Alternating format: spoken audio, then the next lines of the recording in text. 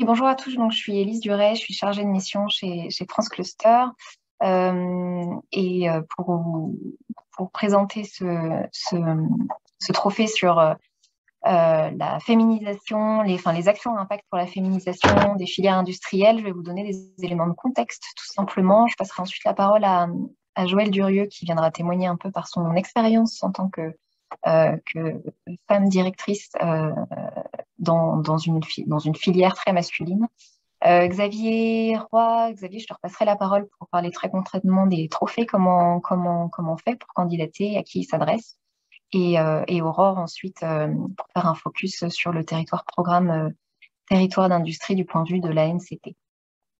Alors, simplement, donc chez France Cluster, en fait, on partage très fortement la conviction que les réseaux d'entreprises, les pôles et clusters peuvent jouer un rôle pour l'égalité professionnelle et notamment au travers de la féminisation des filières industrielles.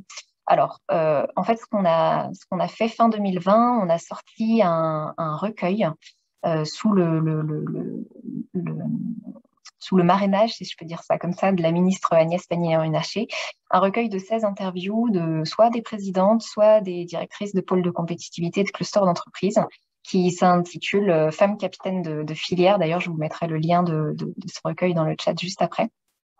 Et voilà, ce premier travail, en fait, cette première étape, si je peux dire ça comme ça nous a permis de soulever clairement un manque d'égalité dans certaines filières industrielles que nous regroupons dans notre réseau.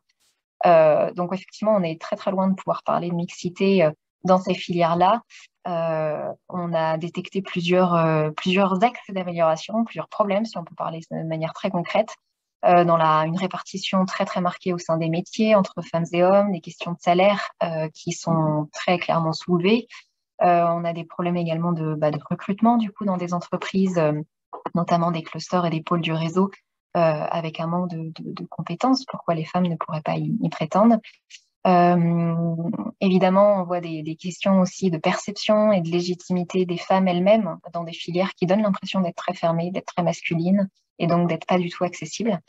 Et bon, voilà, au-delà des problèmes soulevés, notre recueil, ce qu'il a permis aussi, c'est d'identifier des actions, d'identifier des choses qu'il est possible de mettre en place par les pôles et clusters, des choses que certaines de nos 16 directrices et présidentes font déjà.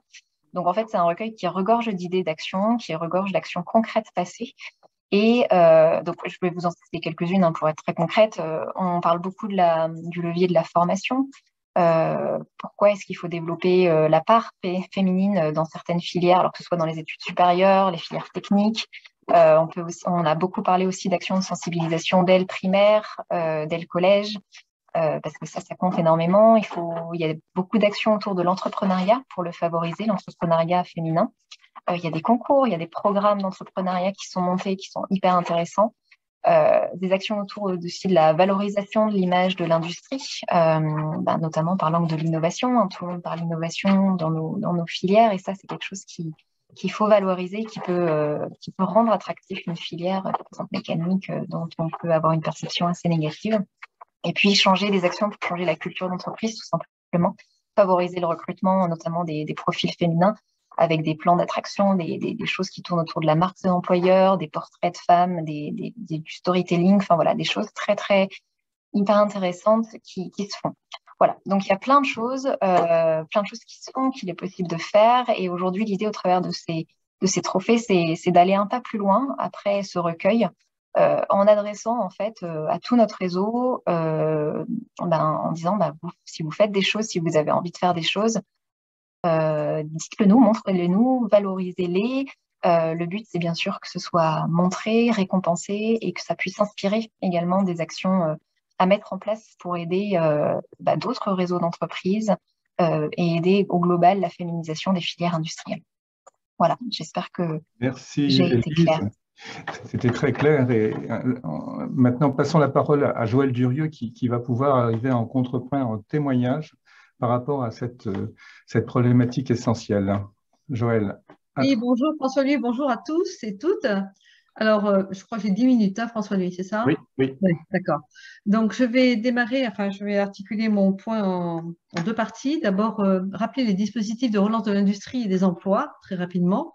donc notamment le plan France Relance du gouvernement, et puis rappeler aussi le guide de bonnes pratiques promu par par la ministre Agnès Pannier-Runacher. Puis je terminerai par le rôle et la force des clusters pour l'industrie et pour les femmes, et notamment le rôle de France Cluster aussi.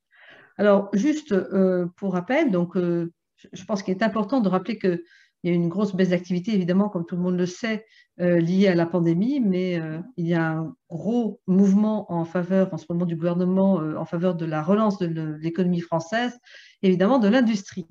Alors, France Relance, le plan France Relance, je rappelle qu'il mobilise à peu près 35 milliards d'euros en faveur de l'industrie sur la période 2020-2022 autour de 4 axes, donc décarboner l'industrie, relocaliser des activités stratégiques critiques, moderniser l'appareil productif et innover. Alors, l'ensemble de ces mesures sont détaillées dans un guide qui rassemble toutes les mesures mobilisables par les PME et les ETI industriels et qui est disponible donc sur le site du gouvernement. Et puis, il y a aussi de nombreuses enveloppes qui sont d'ores et déjà opérationnelles pour les entreprises, notamment 800 millions d'euros pour soutenir l'industrie dans le cadre des appels à projets. Et donc, moi, j'encourage ici donc, les entreprises PME, ETI à candidater à ces appels à projets, notamment s'appuyer aussi sur le support de BPI France. Et je rappelle qu'il y a 200 millions d'euros pour la décarbonation de l'industrie, 300 millions pour les fonds de soutien à la modernisation des filières automobiles et aéronautiques, 150 millions pour les projets portés par les territoires, dont les territoires d'industrie, 100 millions pour renforcer la résilience et relocaliser les chaînes de valeur critique, et puis 40 millions pour soutenir l'industrie du futur et la modernisation des chaînes de production. Voilà. Alors donc, je pense que c'était important de rappeler ce cadre de France Relance et porté aussi par BPI. Alors, la féminisation maintenant de l'industrie. Seulement 29% de femmes sont aujourd'hui dans l'industrie. Attendez, il faut que je coupe quelque chose. Parce que juste, c'est mon anniversaire, tout le monde m'appelle. Alors, je continue. Donc, seulement 29% de femmes aujourd'hui sont dans l'industrie et moins de 20% dans les postes de direction. Et donc, on voit bien que le personnel féminin est vraiment très sous-représenté. Mais les pouvoirs publics, donc, s'engagent et se mobilisent pour gagner en parité. Alors, pour augmenter la part des femmes, les fédérations professionnelles, les associations et les entreprises mènent beaucoup d'actions depuis plusieurs années et donc féminisent la sidérurgie, l'aéronautique, l'aérospatiale, mais aussi la chimie, la santé, l'énergie ou aussi l'automobile. Et ces filières industrielles, rappelons qu'elles ne manquent pas d'opportunités professionnelles, puisque selon la Fabrique de l'avenir, 250 000 postes sont à pourvoir chaque année, et ce jusqu'en 2025. Donc l'industrie offre des conditions de travail intéressantes tant pour les femmes que pour les hommes. Ce sont souvent des emplois stables et mieux rémunérés que dans d'autres secteurs. Ils sont répartis sur tout le territoire. Et puis, d'une façon générale, on constate que les femmes s'épanouissent dans ces métiers, et notamment dans tout ce qui concerne la transition écologique, transition énergétique, tout ce qui est impact sur l'environnement, impact sociétal et social. Et puis, on constate aussi que dans ces univers donc, industriels, le travail en équipe est prépondérant. Nous constatons aussi qu'avec la digitalisation des métiers de l'industrie, la pénibilité a fortement reculé, et ce qui rend l'accès à ces métiers plus simple pour les femmes, notamment les automates. Beaucoup d'automates ont changé la donne. Alors ensuite, les mentalités, elles sont compliquées à faire bouger, donc parce que les femmes, enfin c'est mon point de vue, elles n'osent pas aller dans l'industrie, elles se mettent des barrières, des freins, elles pensent que ce n'est pas fait pour elles. Vous avez l'association Elle Bouge qui encourage les collégiennes, les lycéennes, les étudiantes à découvrir les professions d'ingénieurs et de techniciennes dans tous les secteurs industriels et technologiques.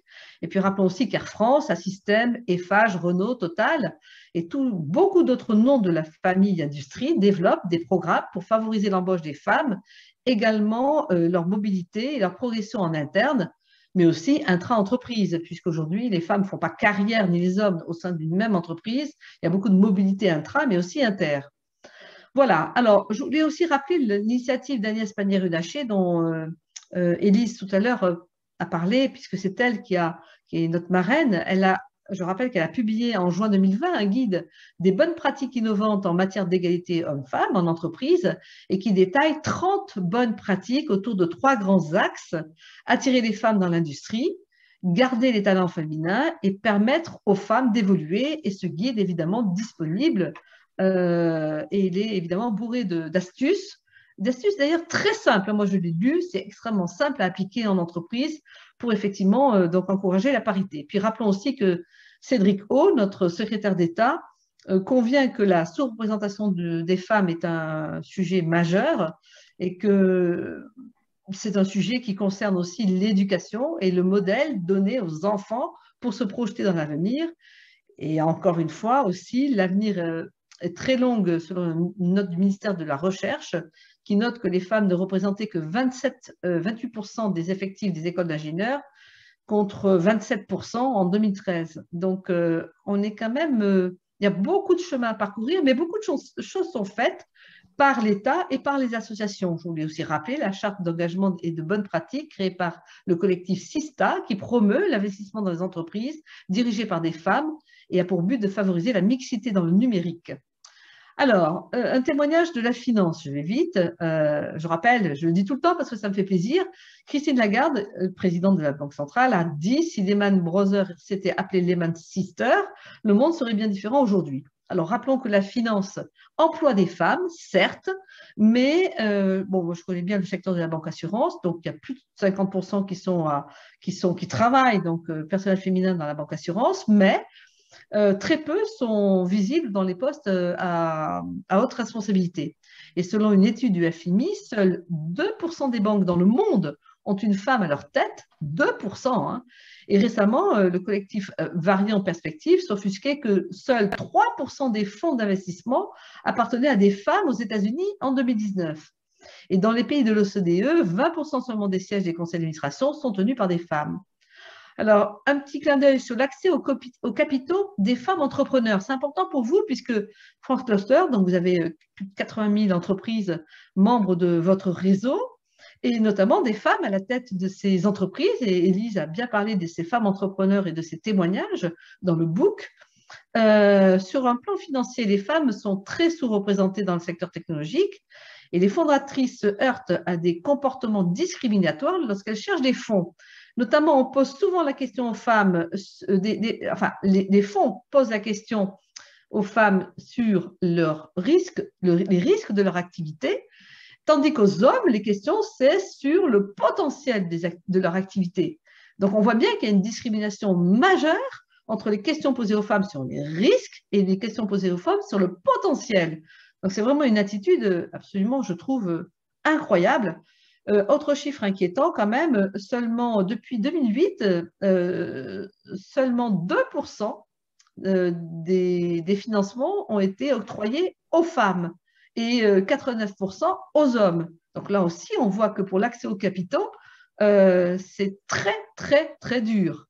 Voilà. Alors, il y a des choses qui bougent dans l'accès aux capitaux. Je rappelle que des fonds d'investissement qui ont pour thème la mixité dans les entreprises commencent à apparaître. Et je pense à Mirova qui a créé un fonds Women Leaders Equity Fund qui investira dans les sociétés où les femmes prennent le pouvoir. Il y a d'autres fonds que je ne cite pas, bien sûr, qui sont orientés femmes et femmes patrons.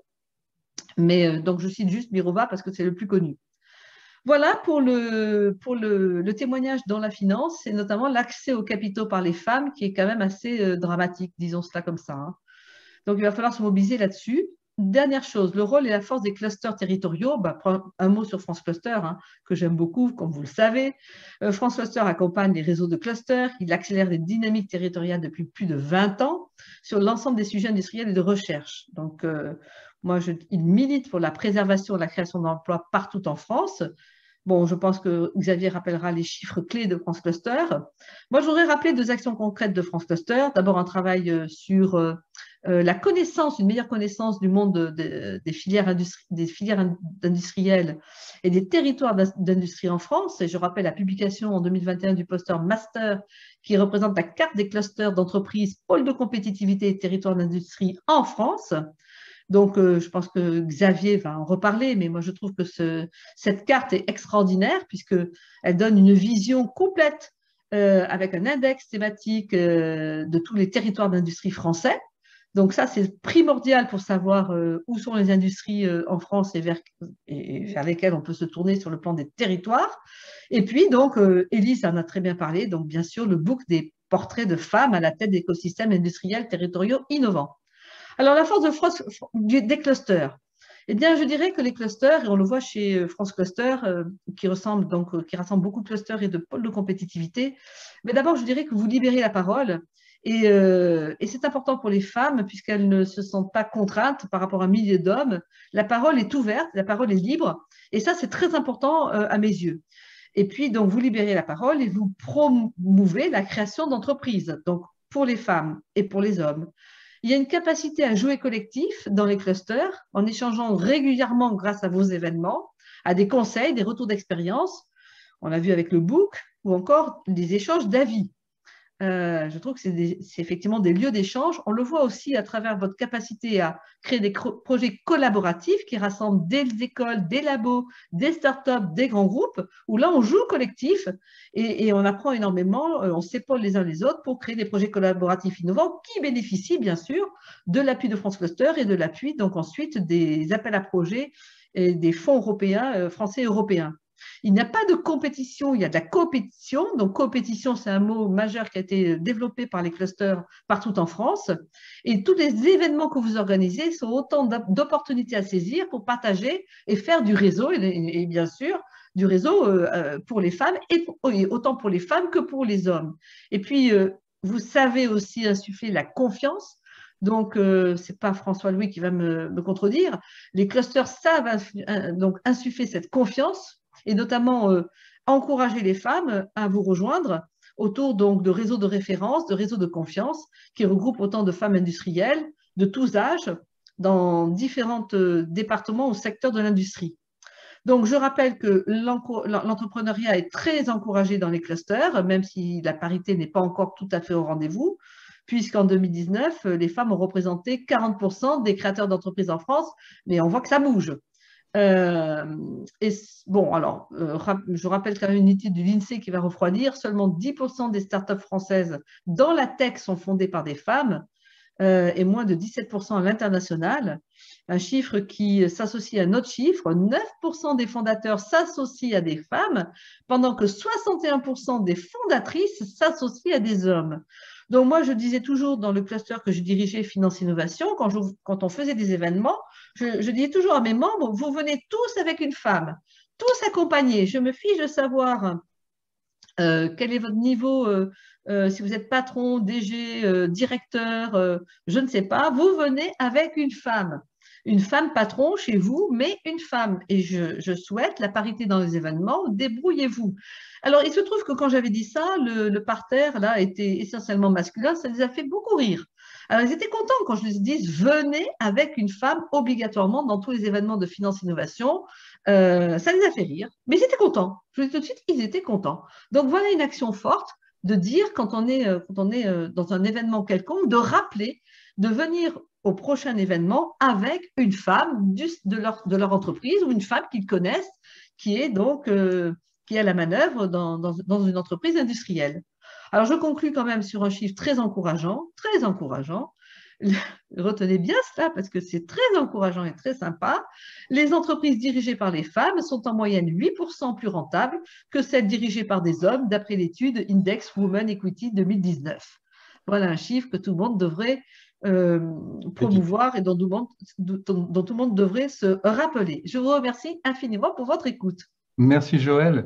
Il était prévu de passer à la description un peu de Philex, mais je voudrais passer la parole tout de suite à Aurore Colmel du programme Territoire d'Industrie, parce que beaucoup de choses ont été évoquées qui la concernent et je voudrais qu'elle puisse en faire écho et surtout montrer aussi que cette dynamique féminisation ne s'adresse pas qu'au cluster, mais aussi au territoire d'industrie. Aurore. Bien, merci beaucoup François-Louis. Bonjour à tous et à toutes.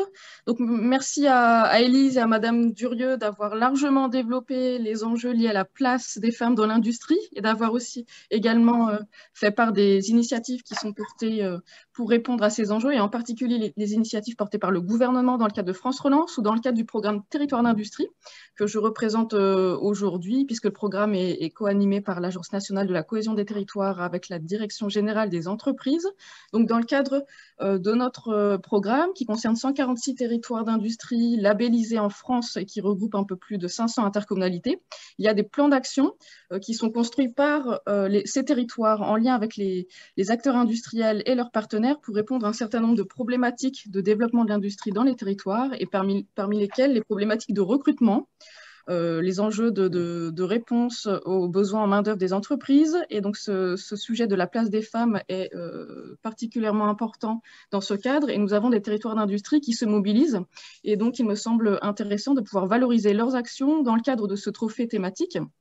Et donc, je remercie France Cluster d'avoir proposé cette thématique des actions à impact pour la féminisation des filières industrielles dans le cadre de ces trophées 2021 et de pouvoir valoriser soit des binômes entreprises qui portent des solutions dans ce cadre ou un territoire d'industrie en propre qui porte soit une action déjà réalisée, soit un plan d'action en structuration. Mais je crois que Xavier reviendra sur cette précision tout à l'heure. Non, moi, tout simplement, enfin, on a cité tout à l'heure un chiffre clé, hein, moins de 30% des femmes représentent les salariés dans le cadre de l'industrie et elles sont en plus peu représentées dans des fonctions de direction et dans des fonctions en plus de conception ou de production. Donc, il y a un vrai enjeu à travailler sur ces sujets. Donc, il y a des axes de renforcement de l'attractivité des métiers dans l'industrie de façon à susciter des vocations, susciter l'intérêt notamment auprès du public féminin.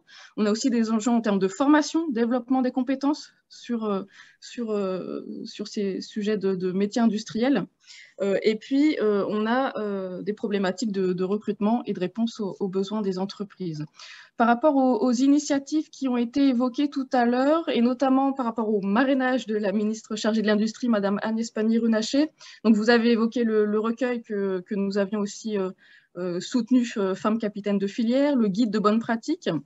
Je souhaitais aussi rappeler que la ministre Agnès Pannier-Runacher porte une initiative nationale qui s'appelle DEFI, donc, qui vise à mettre en place un collectif industriel, donc industriel féminin pluriel, qui vise à mettre en place ce collectif avec plus de 1000 femmes industrielles, de façon à valoriser la place des femmes dans l'industrie, à augmenter le nombre des femmes dans le cadre de ces métiers. Et puis, il y a aussi d'autres actions qui sont portées, notamment dans le cadre du Conseil national de l'industrie, qui a un conseil qui traite de ces questions de mixité et de parité.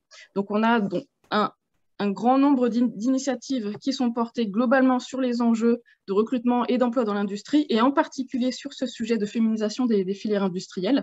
Et donc, j'invite nos territoires d'industrie à se mobiliser et à répondre en grand nombre à ce trophée thématique. Merci Aurore. Je vais repasser la parole maintenant à Élise et Xavier qui vont nous décrire un peu comment techniquement tout ça se passe. Merci François-Louis. Je vais prendre la parole pour présenter ça.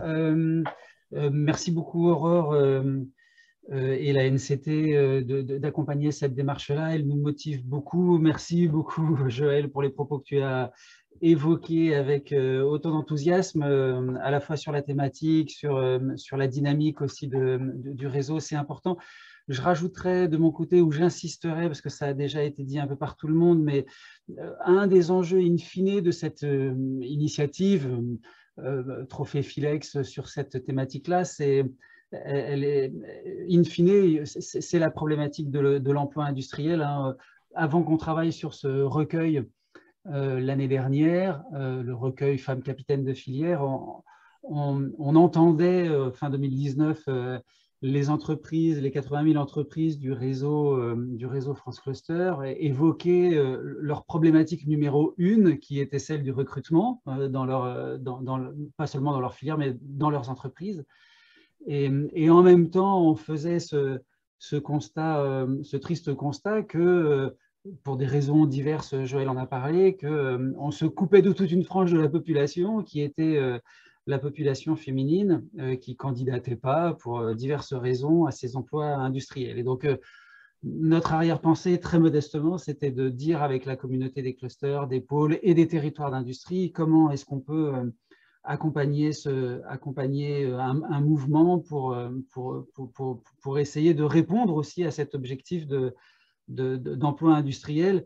Alors, problématique qui sans doute a été mis un petit peu entre parenthèses pendant la période de crise sanitaire économique où les entreprises ont peut-être moins recruté, mais qui réapparaît maintenant à l'heure de la reprise, de la relance économique, où la problématique de l'emploi, des recrutements et des recrutements des bonnes compétences se repose à nouveau.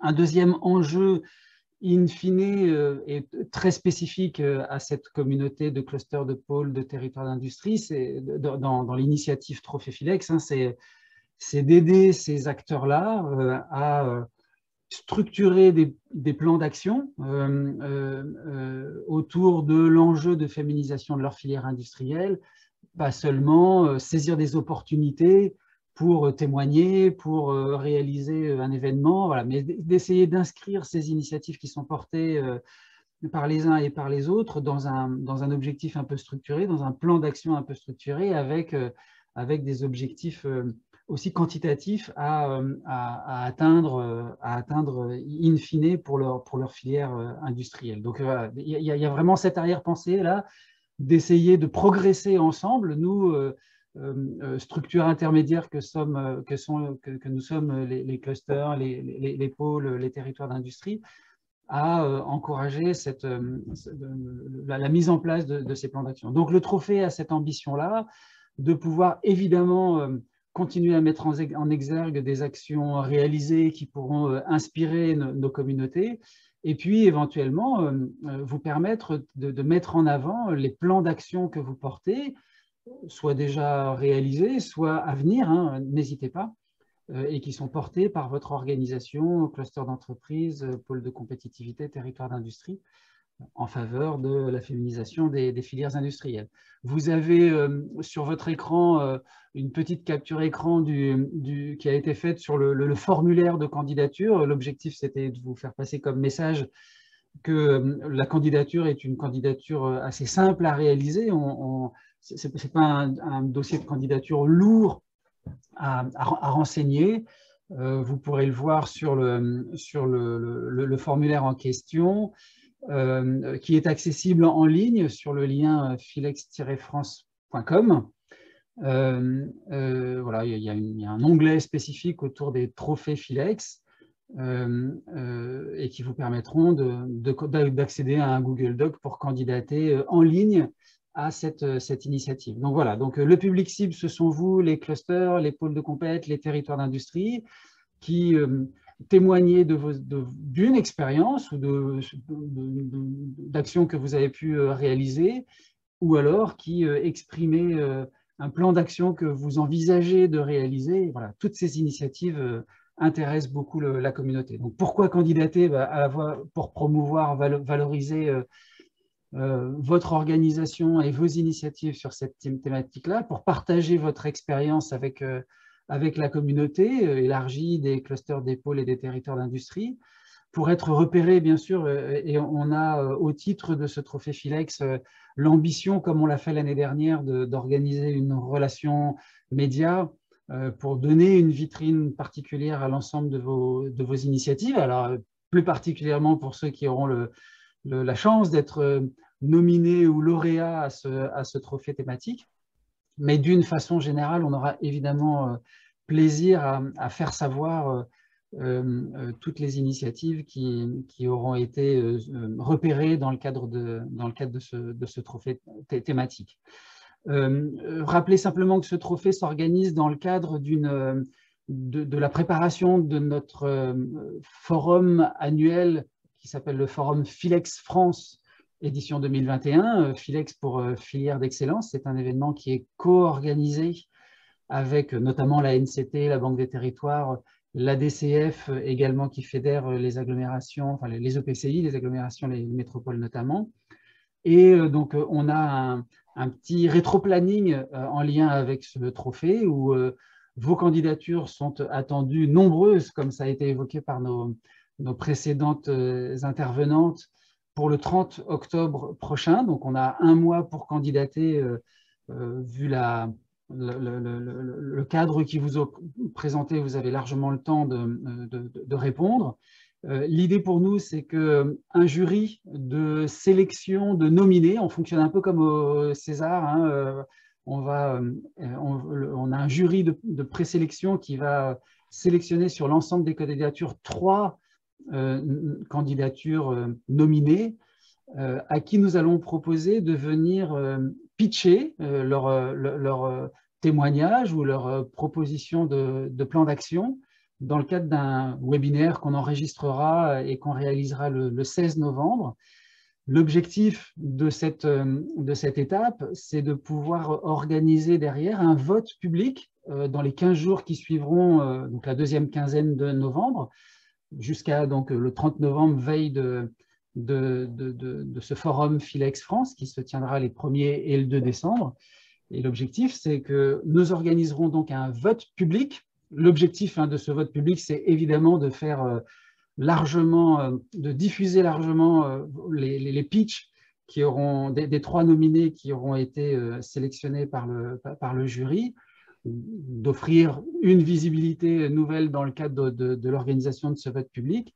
C'est le vote public qui décidera, on comptera les points le 30 novembre au soir, et le 1er décembre, le lauréat, celui qui aura eu le plus de votes publics, sera invité à venir à Lyon le 1er décembre pour se voir remettre par l'ANCT, qui est partenaire et marraine de ce trophée, le trophée Action à impact pour la féminisation des filières industrielles. Donc voilà, donc notez bien le lien vers le site internet de l'événement philex-france.com, qui est dans le cadre duquel vous avez un onglet spécifique sur ce trophée thématique. On va se permettre d'utiliser le replay de ce webinaire pour largement communiquer auprès de l'ensemble des territoires d'industrie et de la communauté des clusters et des pôles cette invitation à candidater, et on vous espère nombreux à vous mobiliser pour partager vos expériences et vos plans d'action à venir en faveur de la féminisation de votre filière territoriale. Un grand merci Joël, un grand merci Aurore, un grand merci François-Louis pour l'animation de ce travail, et puis à très bientôt. On aura évidemment grand plaisir à partager avec vous tous les résultats de ces travaux. À très bientôt. Merci. Au revoir. Au revoir. Merci beaucoup. Au revoir.